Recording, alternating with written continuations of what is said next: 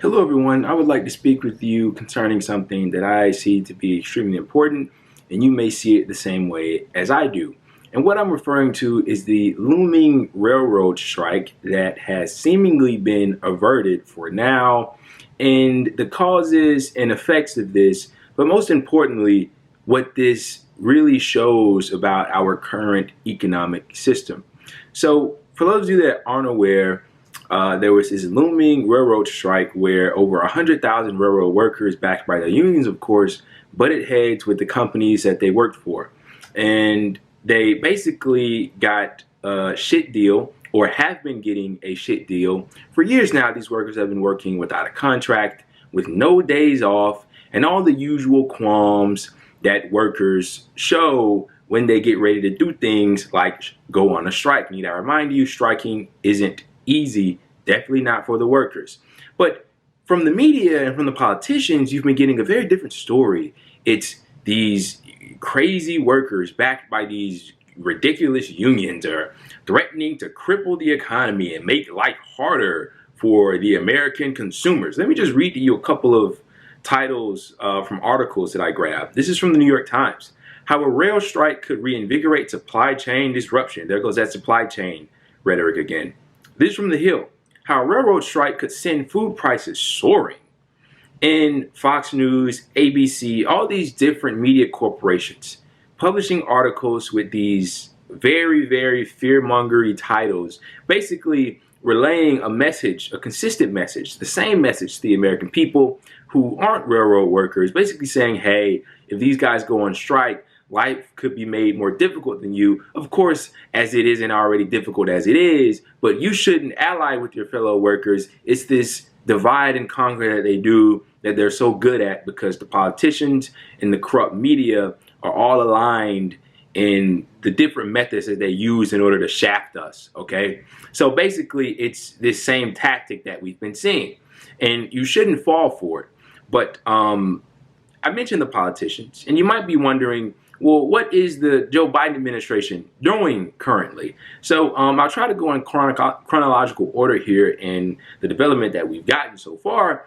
But this is from the press secretary several days ago, and she says, and I quote, "The White House is working with other modes of transportation, including shippers, truckers, and air freight, to see how they can step in and keep goods moving if rail workers go on strike at the end of this week." So the Biden administration, they weren't working in order to help the workers, in order to get these companies in line, to stop shafting them and screwing them over the way that they were, not providing to them a good quality of life. No, they were preparing in order to exercise other ways and methods to get their job done had they not been able to do their job because they went out on strike in protest of better conditions. How lovely from the government that's supposed to serve you in this democracy we live in. Those air quotes were extremely necessary, by the way. But More Perfect Union, basically, if you don't know what they are a group that does incredibly excellent work as far as labor goes specifically, and I implore you to check them out. But I just want to give you a little bit of backstory of the story of these railroad workers before I really put my conclusion on this. So More Perfect Union says, and this is essentially just a simple Twitter thread, "You might know that we're heading towards a possible rail strike. What most of the media might not tell you is why. Railroad workers have been working for 3 years without a contract, and now railroad companies are holding the economy hostage to deny them a single sick day. Railroad workers have been without a contract for 3 years. They're on call 24/7, work 80-plus hour weeks, have 0 sick days. Their whole lives are dictated by the whims of the rail carriers. The companies have been trying to squeeze every bit of productivity out of the workers that they can. In December, one of the largest railroads announced a draconian attendance policy that would give workers just 1 day off per month, 12 days a year. These crushing work conditions don't just hurt railroad workers, they hurt their families too. Workers and their spouses told us that the unpredictable and exhausting schedules often led to divorce. That stress drove many workers to commit suicide. When companies force railroad workers to drive long hours with little sleep, it puts communities in danger too. Operating with that level of fatigue is worse than driving with the legal limit of blood alcohol, making crossing accidents more likely and more lethal. Railroad workers have gone 3 years without a contract while the companies refuse to bargain in good faith. POTUS appointed a presidential emergency board to seek a deal between workers and management. And I'll just stop the thread right there. But in that deal that emergency board came up with, it still included 0 sick days for these workers. And so basically, they can't even take time off to go to the doctor to check up on their health. And I remember reading about this back when I had first read Marx's first rendition of Capital. And he talked about the working day under capitalism and how it just stretches out the worker, basically doing away with any necessary remuneration for oneself, as in the upkeeping of one's brains and muscles that they use in order to perform the tasks that they do on their job, while squeezing every ounce of labor out of them, of course, getting every ounce of profit that goes to the master, the Lord, or in this economic system, the employer, the CEO, while the workers continue to suffer. A little bit on that, but that's really what this boils down to. This situation between the railroad workers and their companies, and also we've been seeing other developments such as the Amazon unionizations, the Starbucks unionizations, the quit rates, millions of workers quitting their jobs, the worker strikes that we've been seeing. Kroger workers in Columbus, Ohio, I believe it's over 12,000 of them just authorized to strike. We should watch the development on that. But all of that in combination with the railroad workers, this is more than just unrest between employees and employers. This is the effects of a system that cannot provide what the champions of this system have been screeching about for such a long time. And it's like we're in this constant state of a replay.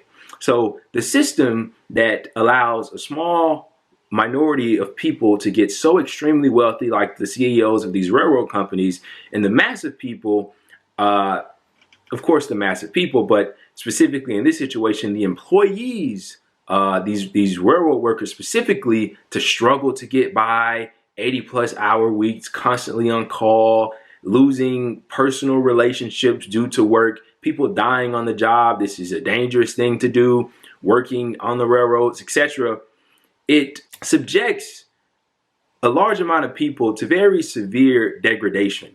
And this a tentative deal that the Biden administration has reached with the railroad workers, instead of forcing them to go back to work, which would have been extremely preposterous. Words can't describe how that would have played out. And need I state that the unions actually were asking the government to stay away, to stay out of this, to let the unions and the workers and the employers hash this out between themselves. And if they need to strike, they will. I just want to throw that out there. But the degradation, the abuse, the difficulty that they have been put through, and now apparently in the media, as you will read, they say railroad strike averted due to deal that the Biden administration made. And all that this is, and you need to understand this, it's simply a band-aid over a gaping wound. This isn't going to fix the fundamental issue that these workers face. Workers all over the country, but specifically these railroad workers. After time goes by, their employers, their leaders are just going to find another way to screw them over. They might dial back victories that were won in this deal, no matter how meager the victories may be. They may take off a sick day or a day off, or slash their pay, or take away healthcare the way that they usually do. So in order to truly win in this system is to fundamentally change it. Go to a different system, one in which maybe the mass of people, the workers, don't have to sit around and wait for a deal to be presented to them and then they decide whether or not they want to accept it. Let them create their own deal. Let them be their own bosses.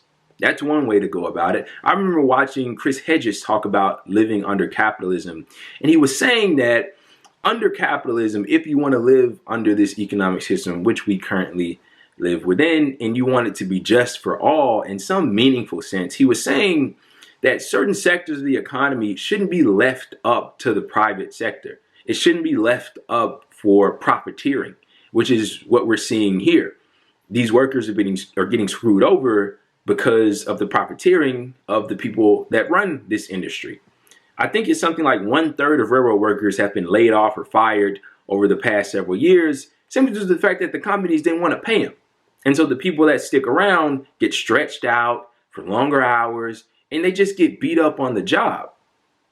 And so back to what Mr. Hedges was saying about certain industries shouldn't be left up to profit and to the private sector, you should just nationalize them. One of the biggest contradictions of this economic system that we have specifically in this country is our healthcare system, and how corrupt it is, and how inefficient it is, and how just flat out ridiculous it is when it comes to providing care and putting people into so much debt for simply getting care.